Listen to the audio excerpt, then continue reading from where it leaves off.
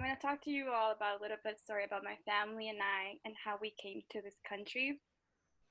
So picture being a kid and being told that you are going to go to Disneyland. The excitement of seeing all your favorite characters and being in a place that's so magical, like the fairy tales and like the books we've all read. That was the excitement I felt when my mom told me we were going to Disneyland when I was little. However, our journey to Disneyland was very different. It was at night and it was dark, and we were with a group of strangers walking through the desert. We arrived, I remember, in front of this big yellow fence. My mother told me that in order to get to Disneyland, we had to go on the other side of the fence. So we crossed the fence, and it was the US Mexico border. We continued walking through the desert, and I remember the leader of the group would tell us, "Agáchense, agáchense, get down." And I remember that we would see white vans passing by, and once they would leave, we would continue our journey. To me, it wasn't scary. I remember it felt like a game where finally all the adults were playing. After all, we were just going to Disneyland. For my mom, it was not a game. She tells me that she felt her legs shaking the whole time we walked, nervous of being caught. My mom would hold me close as we continued walking in the desert, knowing she left everything behind to reunite with my father.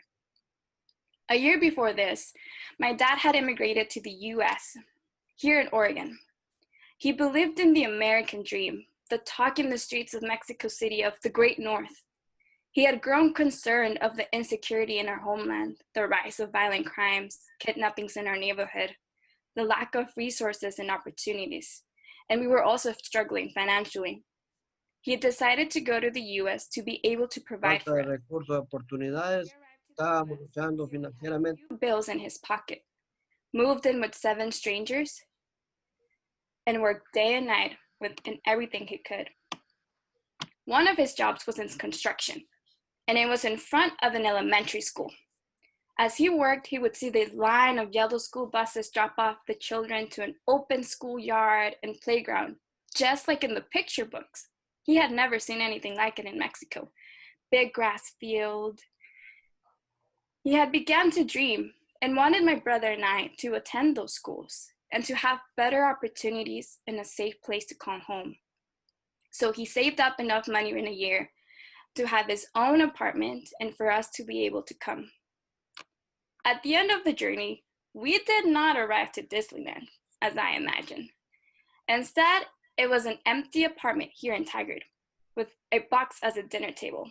But there was so much space and a place we could finally call ours.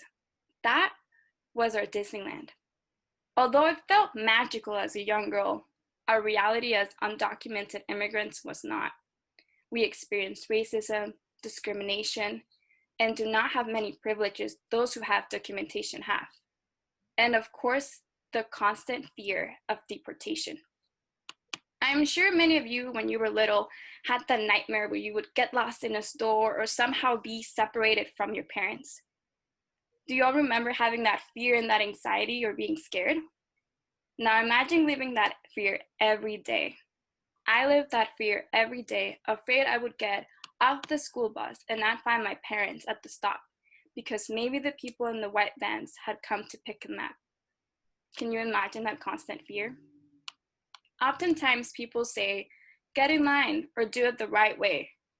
However, there is no line, nor was there a right way for us. When living in a storage of your parents' home and trying to raise a family in a dangerous neighborhood, I'm sure we would all find a way to leave and find a better place for our kids. Our lives are tied to politics. Every policy impacts our lives one way or another. There are still unfair and unjust policies that dehumanize us and negatively impact our communities, not just undocumented folks, but a lot of people in our community. And there is still discrimination in our systems. And with an older brother, we had an experience. He was unfairly arrested when I was younger, at the age of 18. And the lawyer we hired to represent him, to make sure he could clear his name, told us he had to plead guilty because simply by being Mexican, he had no fighting chance. and if he didn't plead guilty, that he would still lose and be deported.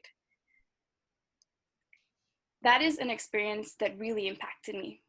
Growing up in poverty, navigating as a child with my family the complex criminal justice system with little knowledge, and constantly seeing the many unjust circumstances of my community faced either due to their economic status, immigration status, or simply because of their race, motivated me to become an advocate for them. Now, I'm a master's student at the University of Southern California studying public policy. I worked for Portland City Commissioner Nick Fish previously and worked with him in a lot of advocacy roles, such as helping create a letter to Congress for the city to demand the passage of the DREAM Act, and wrote a resolution that would help DACA youth after Jeff Sessions announced the termination of DACA. I have had the opportunity to rally in DC for the DREAM Act, meet with representatives to talk about issues affecting my community, testified and advocated for a lot of local social justice, both in the state and the city. I cannot vote, but I have found different ways to be civically involved, make my voice heard, but also uplift the voices of others who have been marginalized and often ignored. My family's livelihood is still uncertain. It is in the hands of the government, all because I like papers that prove my legality and even my humanity at times. But coming to the US, my parents did not think about it like that. They had a dream of a better life. This is their Disneyland. Their crime was striving for a better future for my family and I. Just like all the immigrants in this country, my story is only one. We are more than ever under attack, and our humanity is taken away from us constantly as immigrants. But my parents, members of this parish, are not criminals for making the decision to sacrifice everything for a better life, as we are often framed in the media. It was an act of love. They are dreamers as we all are. They are your brothers and sisters in the eyes of God.